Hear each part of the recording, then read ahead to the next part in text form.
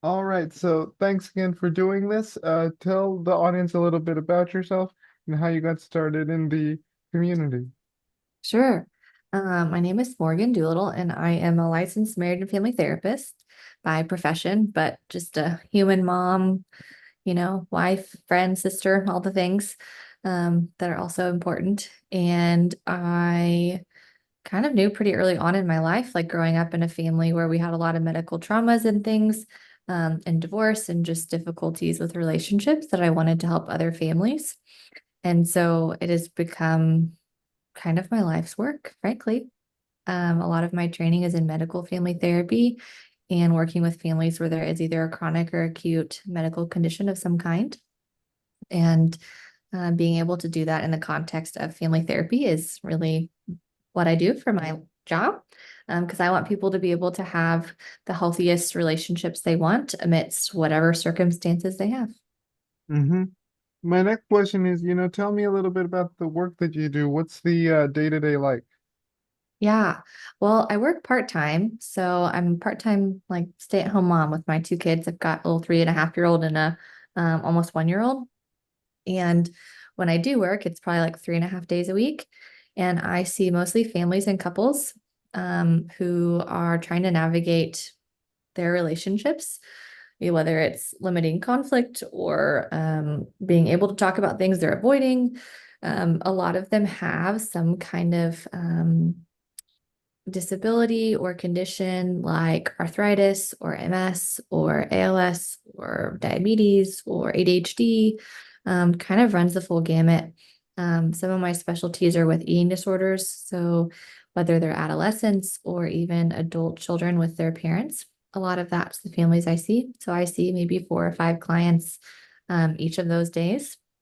And then I'm either hopping on a call to talk to another provider, maybe an individual therapist or a physical therapist or a psychiatrist or a primary care provider, someone else on their team, to help really make sure that we're being collaborative and supporting them as a whole, not just like when I see them for that hour of therapy. That makes sense? Mm-hmm. Yep. Yeah. My next question is, tell me a little bit about some of the methods or approaches that you use when working with patients.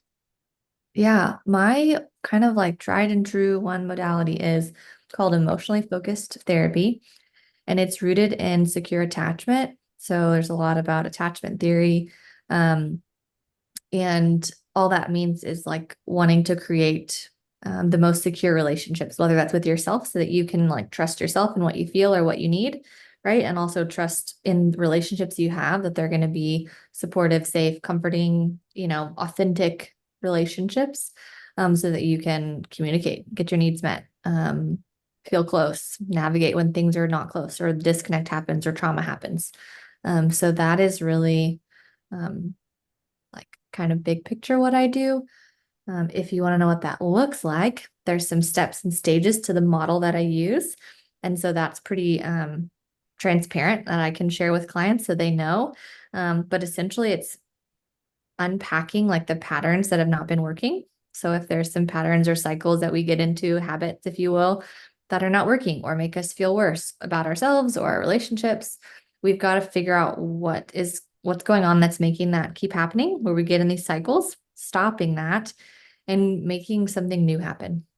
So I try to do that in fun ways. So a lot of my families or the kids might tell you that they don't feel like they're doing therapy because we're not just sitting there and talking. We might be doing an activity or playing charades or something that we are still expressing ourselves and finding our voice in our family or in our relationships, whether it's a couple or even one person, so that we can actually feel like we're doing something and making change. Because I think that's really important. Mm-hmm. My next question is, what impact does your work have on the greater community? In other words, doing this, what sort of effect does that have? Yeah. Well, that is like the goal, right? Maybe I am doing like one-to-one therapy in terms of like I see a one family or one couple or one person. But my intention is always to treat them within their context. So I know that one mom who comes to see me or that mom and dad, right, have aunts and uncles, siblings, all of that, right? They're gonna have coaches or other people in their kids' lives that they're going to interact with.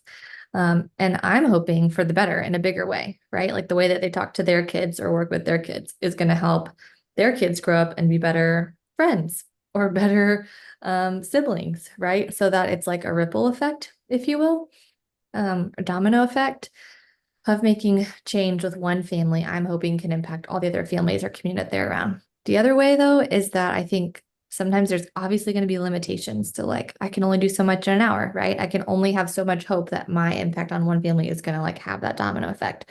And so that's where I've tried to branch out and I've worked at different practices and agencies and things that serve various parts of the communities in more diverse ways.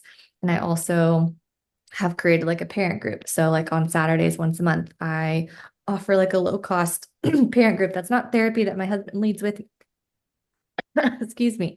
So that we can like help other parents like raise kids that they like are going to be proud to raise and feel good about raising when they're trying to make changes maybe in how they were raised. And I've done like workshops for couples.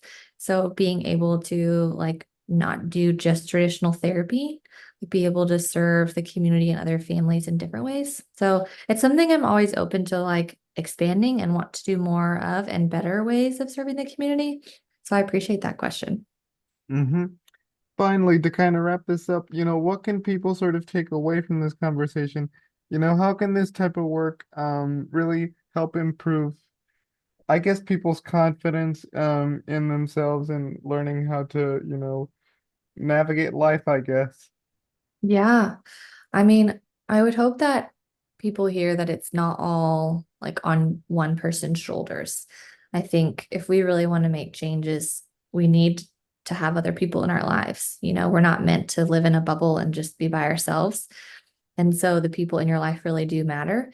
And if you are open to something like family therapy, right? There are therapists out there who know how to do that and work with you and your parents or you and your sister or um, your brother or like cousin, whoever it is that you want a better relationship with, um, so that you can feel more secure in who you are because you know the people in your life get you and understand you and can be more connected to you.